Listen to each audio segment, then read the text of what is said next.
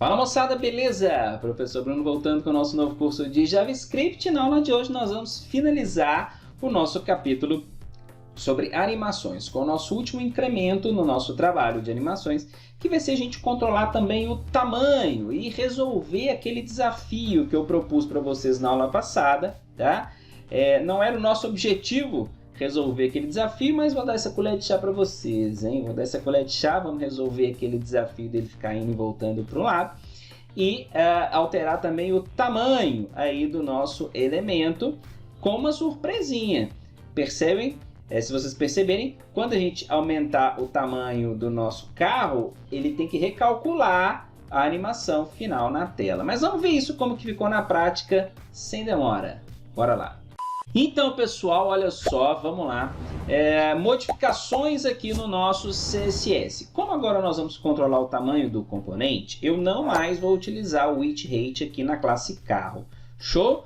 Modifiquei só essa aqui no CSS. No HTML, eu troquei os botões, agora eu só tenho os botões parar e rodar. Beleza? Aqui no JavaScript eu ainda não mudei nada desde a aula passada. Vai resultar essa janela aqui, o nosso carro não está ali, porque deu erro, né, no nosso script, nós não temos mais os botões, né, o botão que a gente estava programando lá na aula passada. Agora eu só tenho o parar e o rodar. Show de bola, pessoal? Vamos lá. Então, o que que nós precisamos? Eu estou com o código pronto aqui, para a gente ser mais assertivo, tá? Vamos simplesmente ir copiar, mais rápido, né? Simplesmente copiando e colando. Então agora eu tenho só o botão parar e rodar com o listener aqui, tá? Vou precisar de mais algumas variáveis, que são essas aqui, ó. Deixa eu copiar lá, colar aqui, ou seja, do tamanho do carro, tá? E na verdade é a largura do carro, porque é o elemento que nós vamos precisar para calcular. Beleza? Mas vamos deixar como o tamanho do carro e agora uma variável para controlar a direção. Beleza? A função move agora ela está bem mais simples. Ela agora é simplesmente isso daqui, ó. Isso daqui. Notem que eu não tenho mais a recepção do parâmetro aqui, tá? Eu simplesmente agora preciso verificar a direção para eu mudar a posição dele, para eu mudar a direção.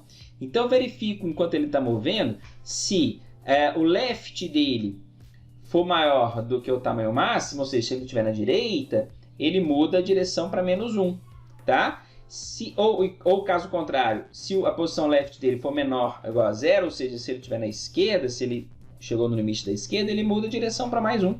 Beleza? Então eu só tenho uma função ali que vai controlar a direção, ou se ele vai para a esquerda, ou se ele vai para a direita. Simplesmente utilizo esse dir aqui no cálculo, tá? Do posicionamento dele, beleza?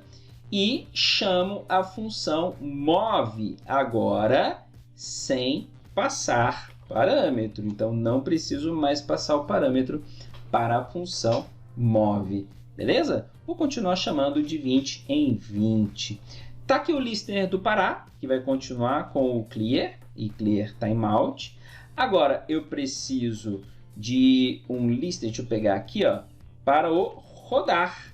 Tá? Eu não vou ter mais botão esquerda e direita, né? Porque eu não tenho mais esses elementos, mas eu tenho aqui o botão rodar, que simplesmente vai chamar a função move. Então, pessoal, isso aqui já resolve o desafio da aula passada, tá? Se a gente salvar aqui, olha só, que precisa do carrinho aqui ainda, né? Precisa do carrinho e a gente precisa incrementar ele aqui, ó. No nosso init, eu vou mudar um pouquinho os cálculos aqui, ó, para utilização do tamanho do carro, tá? Então, o tamanho do carro aqui, ó, vai entrar aqui no nosso cálculo. Por quê? Se o carrinho estiver pequenininho, ele vai chegar num ponto aqui do lado no limite da tela. Mas se o carrinho estiver maior, olha só, o ponto de chegada aqui é outro. Se eu não recalcular, ele vai continuar andando aqui, ó, e vai usar o ponto de chegada antigo, ou seja, ele vai passar da tela do mesmo jeito. Beleza? Mas vamos lá. Deixa eu ver, tá salvo aqui. Vamos ver se o carrinho o carrinho não está aparecendo. Por que ele não está aparecendo? Tá, porque eu tirei o height, né? E não coloquei o height aqui, ó. Height 40 pixels que a gente usava, né? Então, atualiza, beleza. Tá lá o carrinho. Vamos ver, rodar, que ele já funciona, ó. Já tá a resolução do exercício, do desafio da aula passada, já está aqui, beleza? Então ele para, roda, normalmente. Agora a gente precisa trabalhar com a animação do tamanho, para vocês verem que a gente pode animar qualquer propriedade, não só a posição, tamanho, cor, os transforms dele para a gente escalonar, girar, rotacionar, fazer as rotações, enfim, tudo a gente pode trabalhar com a animação dos objetos, beleza? Então olha só, se estiverem fazendo alguma aplicação que vocês querem mover um elemento, enfim, tá aí, tá? Como que a gente faz essa animação?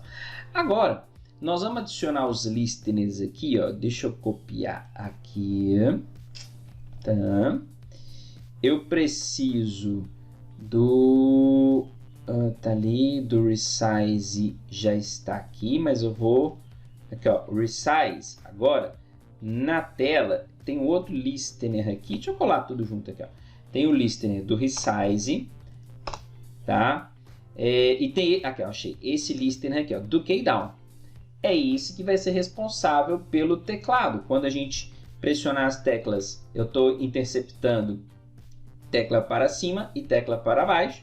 Quando a tecla para cima for pressionada, eu vou aumentar o tamanho. Olha aqui, ó, eu pego o width e height e incremento em 10, tá? Em 10 pixels. Quando a tecla for para baixo, eu pego o width e height e decremento em 10, tá vendo? Tecla para cima eu vou aumentar o carrinho, tecla para baixo eu vou diminuir o carrinho. E toda vez que eu der o keydown, eu tenho que recalcular aqui, ó, o TAM carro e também o TAM max, ou seja, o tamanho do carro e o tamanho máximo da tela, porque eu tenho que considerar o tamanho do carro, né, para calcular o limite da tela.